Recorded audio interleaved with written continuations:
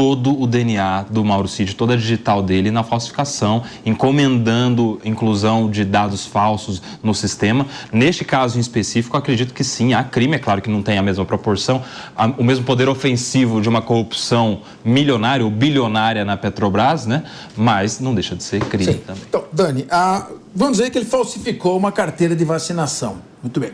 Falsidade ideológica, uma pena de até 5 anos de reclusão, com mínimo de 1 a 5, normalmente fica ali a 2 anos, mais ou menos. Aí você tem a questão das joias. A questão das joias, ela é polêmica. No meu modo de entender, não há crime sem lei que o defina. Se não tem lei definindo que os bens pertencem à União, mas um acordo do Tribunal de Contas, não há crime. Nem peculato, porque não houve desvio daquilo que não pertence à União, já que não tem lei dizendo que pertence, e não houve vantagem indevida, porque os bens também não pertencem à União. Por outro lado, no caso dos presentes, a ex-presidente Dilma Rousseff e o presidente Luiz Inácio Lula da Silva não devolveram alguns presentes, e mesmo que tivessem devolvido, se é crime, já está consumado. A devolução posterior não exclui o crime. Então, é crime para um e não é crime para outros. Agora, vamos fazer um paralelo. Você sabe quanto que foi recuperado pela Lava Jato de corrupção? Estava vendo aqui? 6 bi. Não, 6 bilhões, você tem razão, foram recuperados para a Petrobras. Sim, exato. No total, a Lava Jato recuperou 25 bilhões de reais em valores não atualizados até aqui. Exato. Teve diretor da estatal que devolveu 300 milhões de reais, o Pedro Barusco. Exatamente. Então, agora nós estamos falando de uma prioridade total para prender o ex-presidente Bolsonaro por causa de uma falsificação ideológica de vacina feita pelo Mauro Cid e por causa de presentes que ele recebeu. Alguns ele devolveu, pelo menos ele devolveu, mas a devolução, repito, se é crime, a devolução não exclui o caráter do crime, mas se é crime para todos. Tá havendo 2 pesos e 2 medidas?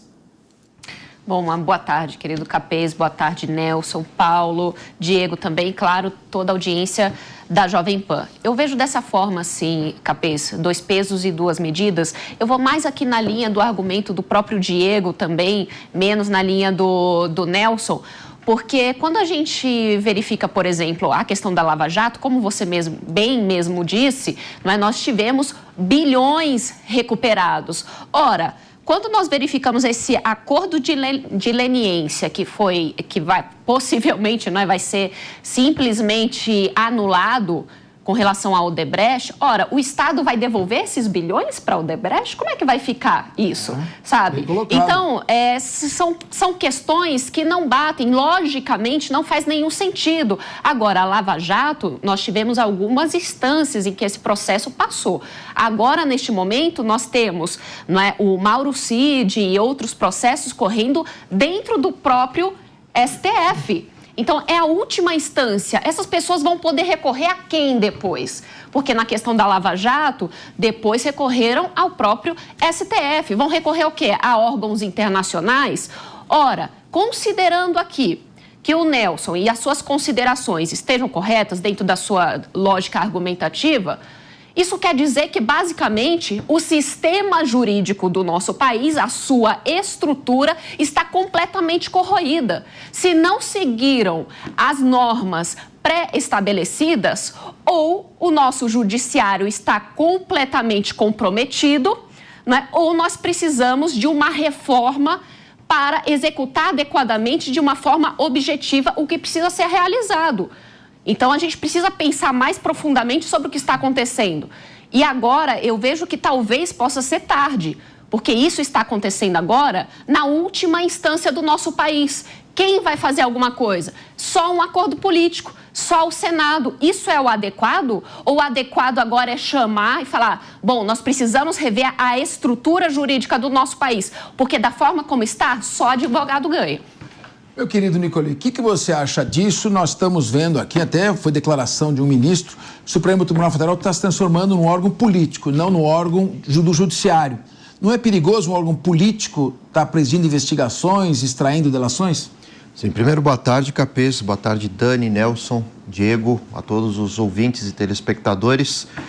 Primeiro que eu tenho a impressão que esse processo e essa delação dificilmente vão culpabilizar o Bolsonaro exatamente por conta desse vácuo jurídico a respeito da existência de um crime nessa venda, né, de joias, né? Claro que é errado, mas também não é um crime. Agora, o objetivo central dessa delação me parece ser... Aliás, são dois objetivos. O primeiro deles é destruir a figura pública de Bolsonaro, né? Independentemente dele ser culpado ou não, o estrago já está feito, né? A ideia é exatamente produzir uma espécie de banimento do bolsonarismo dentro da política brasileira. E o segundo aspecto que eu acho que é relevante aqui é que o Cid, ele está numa estratégia de barganha, né? Ou seja, quanto mais ele falar, menor vai ser a sua punição dentro do regime jurídico brasileiro, e talvez a estratégia das cortes, da Polícia Federal e tudo mais, seja vasculhar outros eventuais problemas que tenham ocorrido na gestão Bolsonaro, né? E culminando também nessa tentativa de destruição dessa imagem de figura política pública como é Bolsonaro, né? Então, os objetivos estão muito além, né, do crime ou de um possível crime em relação à venda de joias. A ideia é destruir a figura de Bolsonaro. Agora, outro ponto que também é relevante é mostrar como as cortes brasileiras, né, elas têm se politizado bastante, né? Isso em função de alguns buracos legais, né, como essa questão se pode ou não pode vender as joias. E à medida que o STF, principalmente, toma protagonismo político, isso não é saudável ao republicanismo, né? O papel do STF é exatamente julgar a constitucionalidade ou não das ações, seja do Executivo ou do Legislativo. Então, isso... Mas aí, Paulo, Diga. O Lula tem uma solução para isso, para ninguém ficar chateado com o STF, é só julgar secretamente, que daí fica tudo tranquilo, tudo sem ninguém ficar bravo. Agora, se julgando publicamente já está complicado. Outra coisa, a delação não é secreta, não pode ser divulgado. Como é que já sabe que deve implicar o ex-presidente Bolsonaro? Quem que está cometendo o crime de vazamento das informações? Como a delação é só uma proposta de conseguir a prova, ela não pode ser divulgada. Isso é determinação legal, tem que ser mantida sob sigilo.